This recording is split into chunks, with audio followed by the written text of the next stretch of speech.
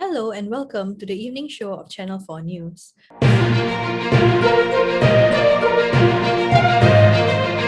My name is Patricia Ridwan and these are some of the news story highlights.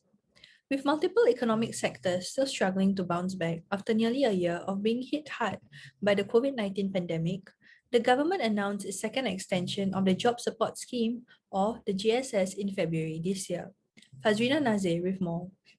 For firms in the food services, the extended job support scheme will provide reduced wage subsidies of up to 10% until June this year.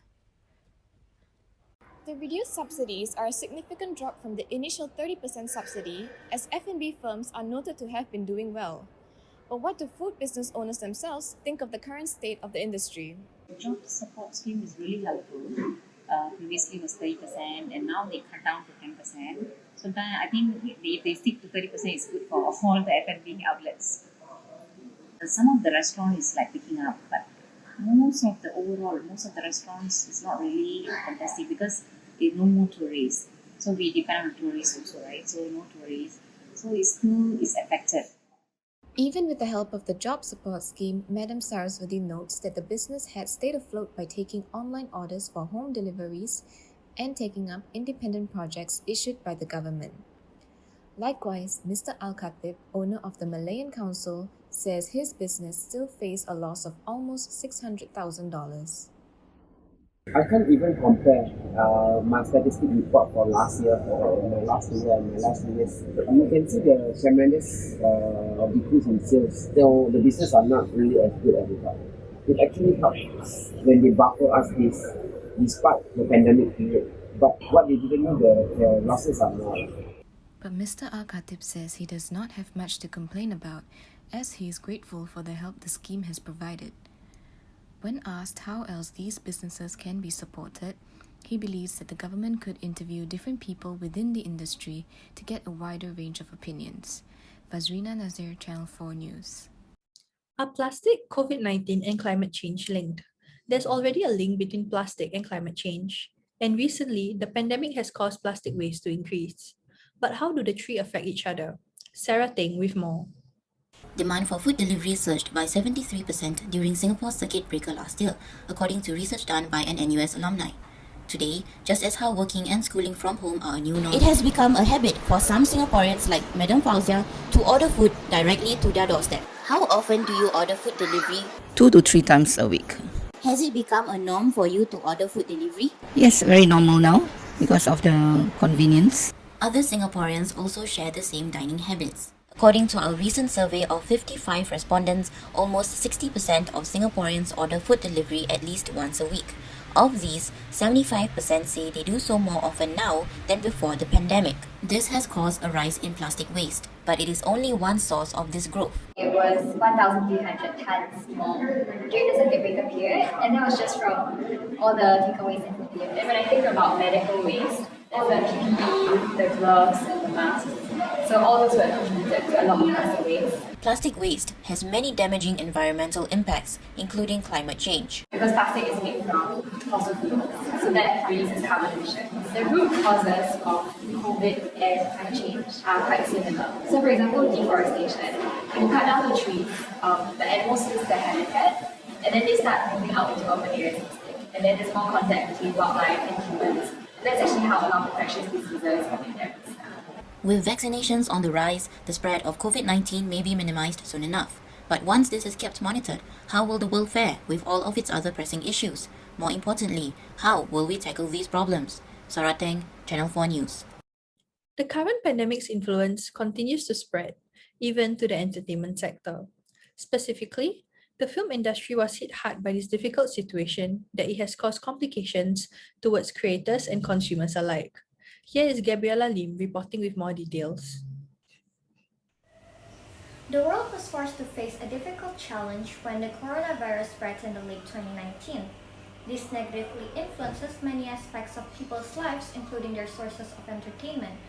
The current COVID-19 has hindered many people from effectively performing their jobs. This is especially noticeable in the film industry, as the restriction of large gatherings has halted many film productions. Thus, this breeds various challenges towards the players of the film industry. So basically, right, my workflow as a director have been impacted by the COVID because COVID really minimizes our face-to-face interaction with one another. So everything now is gone online, and online is being particularly a new thing to a lot of people. Furthermore, nowadays there are lesser new movies being produced as a result of this issue. This leads to consumers having fewer fresh options for films to watch, especially during the lockdown period, leading them to find other alternatives to cope with their film needs. I think for me, I really just I deal with it by watching films that I used to watch in the past, my favorite movies, or if not, I use a lot of Netflix and Disney Plus now. I do binge watch those films that are up there quite a bit. If not, I do my best to volunteer in film related stuff. All in all, the current COVID pandemic has caused setbacks to both creators and consumers alike. However, with things starting to get better, we can only hope for the best that the film industry will get back on their feet in no time. Reporting from Channel 4 News, Gabriella Lim. The coronavirus changed several industries significantly. Due to the presence of social distancing and quarantine, the measures affected the downfall of secondary industries such as the fashion industry. Camilo with more. The fashion industry is one of the most affected industry during the pandemic. The biggest challenge for marketplace is that we are very dependent with the economical situation. So what is happening now in my business is that we're getting a lot of resellers that is trying to sell their items, but not buyers because they don't have any money to buy. And how we overcome these obstacles and problems during this COVID-19 is by creating a more effective framework for the team. We also cut off a few budgets for administrators and try to focus more on the marketing team. We publish our content and marketing on TikTok, Facebook, Instagram, and LinkedIn. The COVID-19 pandemic not only affected the production but also distribution. So if you ask me what are the biggest challenge that my business face, I don't really know because I personally never know how it feels to have a business not during the pandemic because this is my first business as well. But I do have some strategies to maintain the continuity of my business, where one of them is by proposing an endorsement collaboration with some influencers and even artists. Okay, so all in all, the main problem in the fashion industry is marketing, according to our interviewees. Many businesses have been affected by the COVID-19 circuit breaker measures last year. However, some Singaporeans have used that time to start their very own small businesses. A year later, many have managed to gain a big customer base by tapping into social media to market their products. Rishika with more. 21-year-old university student BD Modi's jewelry brand XVXII has expanded into 3 sub-brands and gained over 16,000 followers on Instagram and TikTok since its launch last year. The initial social media we used was Instagram, and we got to know about TikTok. And because TikTok is a new and upcoming social media in that sense, we are now using TikTok a lot more frequently than we're using Instagram. But we still keep Instagram as one of our waiting rooms in that sense, where people come to look at updates. However, creating online content is no easy task. For Ms. Modi, social media content creation can take up to 90% of a day due to creating specialized content based on what each platform can offer. Types of content is very important because in social media platforms like Facebook and Instagram, they got different type of target markets. For example, Instagram focus a lot on pictures, on what is your pictures going to tell that the story or the things that you actually want people to see. And there are also other platforms like TikTok. All this is more about video, how you are able to make a short video to actually capture your audiences. So different type of social media, right, actually has a different target for different type of customer segments that you actually want. With rising trend of social media e-commerce businesses, according to a global research firm report, 96% of marketers in Southeast Asia agree that social commerce businesses will only become more increasingly important and essential in the next 5 years. Rishika Velu reporting for Channel 4 News. The COVID-19 pandemic took its toll on many young Singaporean couples who had to find ways to schedule dates and keep the flame in their relationship alive during the 2-month-long circuit breaker, which ended in June last year. How did they do it? Batrisha Ridwan with more. Singapore is now in its third phase, Safe Nation, after its departure from the circuit breaker in June last year. How did couples manage to keep the romance alive during the 2-month-long circuit breaker? During the circuit breaker period, how do you manage to keep your dates exciting with one another? Because you can't meet person.